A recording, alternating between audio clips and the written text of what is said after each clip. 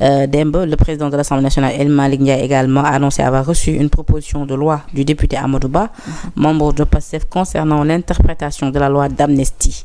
Cette proposition vise à clarifier certains points pour éliminer toute ambiguïté sur son application. El Malick Ndiaye a donné son aval à la proposition sans formuler de commentaires. Également, président, jox nañ ko soumettre nañ ko boobule loi également amu ci benn observation lu ni mel dinañ ko indi en session plénière le 2 avril bu ñu paree bu ñu ko adopté ñu delluwaat ko le président. Est-ce que tu peux répéter mu ne pour clarifier la loi d'amnistie? waaw pour clarifier certains points. Pour éliminer toute ambiguïté sur son application. léegi nag ku mel ni Thierno Alassane Sall xam nga lu mu ci wax tey. moom jàpp na ne boobu la loi jubluwuñ ci lu indi coppite ci li nga xamante ni moo leen arrangé pour protéger également ñenn ñi nga xamante ni ñu ngi woon ak ñoom tout simplement. Je me rappelle quand il s'était agi de voter la loi sur l'amnistie, les paroles de Birame Souleye avant que la décision du Conseil constitutionnel ne sorte. Je pense que ñu ngi doon suivre ñu ñëpp assemblée en direct. Xawma exactement les mots, mais à la limite, si je me souviens bien, doon na suggérer ni que bu leen neexee ñu voter loi d'amnistie bi te dara du leen ci fekk, si je ne m'abuse. Clarifier, qu'est-ce qu'il y a à clarifier? Ban ambiguïté la ñuy dindi? La loi d'amnistie, elle est là. Je rappelle qu'il y a eu des morts. Je rappelle qu'il y a eu des gens qui ont perdu leur commerce. Li nga xam ni moom lañ doon suturloo. Je rappelle que c'était des événements qui étaient tellement durs que moi, personnellement, je n'adhère qu'à une seule proposition. C'est la proposition de Thierno Alassane, qu'on puisse abroger totalement cette loi d'amnistie et qu'on puisse situer les responsabilités. Xam nga lu tax? Penda, peut-être que tey li neex ci le nouveau gouvernement mooy qu'ils sont en lune de miel avec le peuple. Et quand on est en lune de miel avec le peuple, en fait dans les couples lu nit ki def da ngay naan baax na ba ngay dem ca njëlbeen nga gis ni lii taxawul. mënuñu am kumba am ndey ak kumba amul ndey. mënuñu ne parce que telle personne sont nos militants lépp lu ñu def baax na ñële parce qu'ils étaient pas nos militants lépp lu ñu def na loi dal seen kaw. Donc de ce point de vue là, moi je pense que c'est une révision qui va être très injuste envers en réalité envers le peuple entre guillemets, parce que je pense que ñun ñëpp ñoo bokkandoo ce Sénégal. ma liiral la li nga xamante ni moom moo di projet de loi bi. La loi d'amnistie numéro 2024-9 du 13 mars 2024 avait pour ambition d'effacer des faits susceptibles de qualification criminelle ou correctionnelle commis en rapport avec les événements politiques qui ont traversé le Sénégal de 2021 à 2024. Selon l'intention en tout cas du législateur original, le champ d'application de la loi était restreint aux seules infractions qui répondaient à une motivation politique ou celles commises en lien avec l'exercice d'une liberté politique. La volonté du législateur n'a donc jamais été de laisser impunis des infractions de droit commun sans aucun lien avec une motivation politique. Par ailleurs, la loi d'amnistie n'a pas entendu exclure de son champ d'application la prise en charge des droits des victimes par le biais d'une indemnisation juste et équitable, indépendante de la possibilité d'une mise en jeu de la contrainte par corps. En tout cas bëri na li nga xamante ni moom moo ko motivé, mais ma ñëwal ci article 1er. Au sens de l'article 1 de la loi numéro 2024-9 du 13 mars 2024, sont amnistiés de plein droit tous les faits susceptibles de qualification criminelle ou correctionnelle ayant exclusivement une motivation politique, y compris ceux commis par tout support de communication entre le 1er février 2021 et le 25 février 2024. Article 2, article ba ñu ne ba article 6, peut-être temps bi dañu ko may yépp ñu lire ko. En tout cas, toutefois, les minutes des jugements ou arrêts ainsi que les décrets, arrêtés et décisions pris dans le cadre de la fonction publique ou des ordres nationaux échappent à cette interdiction lorsqu'ils ont été déposés dans les greffes ou aux archives nationales. La présente loi sera exécutée comme loi de l'État. Voilà, Thierno Alassane Sall nag fii la sukkandiku pour wax ni lii ni mel moom en gros ni ñu ko mën a waxee ci wolof mooy làq doom door doom. Mais loolu, en résumé, je peux même ne pas entrer dans l'argumentation, mais ils ont qualifié yi nga xam ni peut-être ils pensent que seen ay militants yi loolu la ñu war a def, tu vois ce que je veux dire. Bàyyi li ci des, mais làq doom door doom. Parce que pour lui, seuls les faits ayant une motivation exclusivement politique sont amnistiés. Pour Thierno Alassane Sall. li mu ko waxee la rek dóor doom làq doom la. Et j'espère qu'ils auront assez de recul. Pour comprendre que y a des actions yoo xam ni mënuñu ko def selon nous li ñu neex. Malheureusement comme je l'ai dit. Dans ce cas-là, la loi en tant que telle kenn laalu ko. Mais amnistie bi dañul loolu laa lay wax.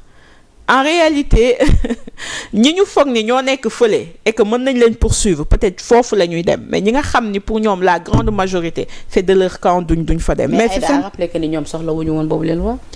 D'ailleurs bi ñu koy voté à l'Assemblée dañoo abstenir woon. Non, j'ai dit ils se sont abstenus quand.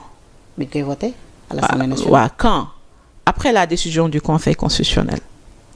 Avant la décision du Conseil constitutionnel, ce même jour-là, où on suivait l'Assemblée en direct, on a entendu l'intervention de Birame Souleye. Et je pense que des fois, il est important de nous tegat. Je ne sais pas si je me fais comprendre. On peut avoir des présomptions positives ou pas, mais laissons le temps au temps et on comprendra fan lañ jëm. D'accord. Donc Aïda ñu ñëwaat ci mairie bi un tout petit peu. Depuis lors xeex ngeen nee nañ jaay nañ doole Barthélémy Diaz. Depuis lors également Barthélémy moom mi ngi toog ci ruqam kenn dégg ko mu wax. D'ailleurs pourquoi Barth boobu ba tey mu jàpp ñaamburam lu xew. Déjà da nga may permettre me saluer le maire de la ville de Dakar parce qu'il n'y a pas encore de décision définitive. ñi ngi koy yéexal nag parce qu'ils savent qu'en fait si le droit il dit et rien que le droit accordé nañ ko peut-être 2 à 3 mois de vacances mais le maire Barthélémy Diaz reviendra donc loolu mbir la boo xam ni. Il reviendra. Oui. Si le droit est dit. Okay. Et que ce n'est que le droit. Il n'y a aucune influence. Mais le droit boo am ngeen ci yaakaar parce que yéen a wax léegi déjà justice à 2 vitesses moom mu fi am ba tey. Foofu laay waxee parce que nous sommes en train de nous rendre compte que toutes les menaces qui ont été faites lors des législatives sont en train d'être exécutées.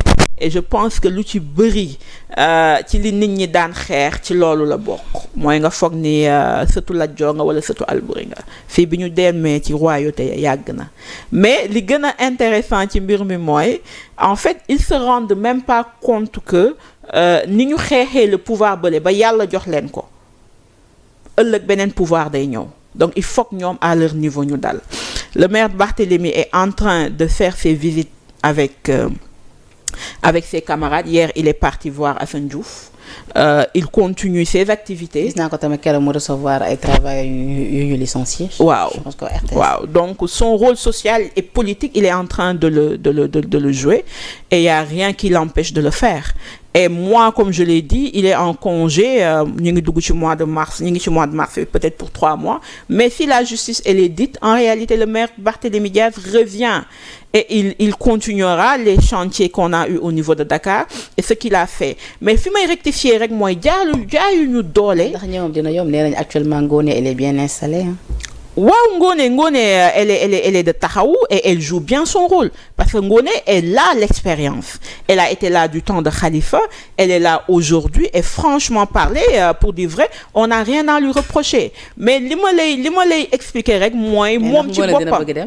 Non, Ngoné c'est pas une personne qui tient au pouvoir. C'est pas Ngoné, c'est qu'elle est la première adjointe, elle joue son rôle et elle le joue parfaitement bien. Aujourd'hui, c'est elle qui gère la mairie et on ne peut que la féliciter pour ça. Mais li may bañ rek mooy nit ñi dugal une certaine dualité pensant que dafa toog foog ni Diaz du dem. Je sais que moom au fond d'elle bu la décision justice ñëwee ne c'est Diaz qui revient préside nu ñu koy waxee te maire de la ville de Dakar, elle va pas dire niet. Jusqu'à présent, elle n'occupe pas le bureau du maire de la ville de Dakar. Elle occupe son bureau en tant que première adjointe.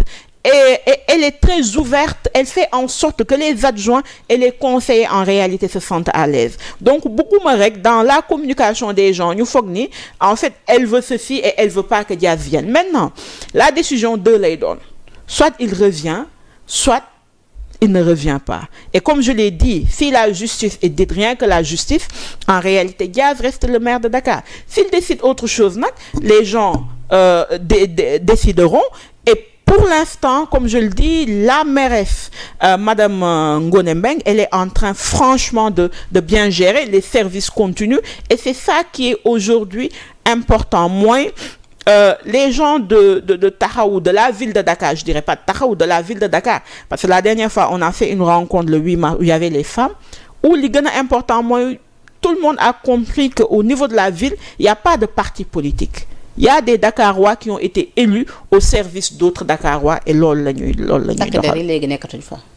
am ñi ngi ci biti ñi ngi ci buntu bi taxaw mais dugguñu ci biir peut-être seen xel a dal entre-temps le temps que la décision ñu jël ko. mais quand même liggéey ba ma ngay woy normalement foofee ca liggéey ba mi ngay woy même si le maire de la ville de Dakar manque parce que c'est lui qui avait été élu de manière directe par les populations mais sincèrement Ngoné Mbengue est en train de bien gérer. am na ñu ne ba tey tamit Barth moo nekk di gérer mais de derrière.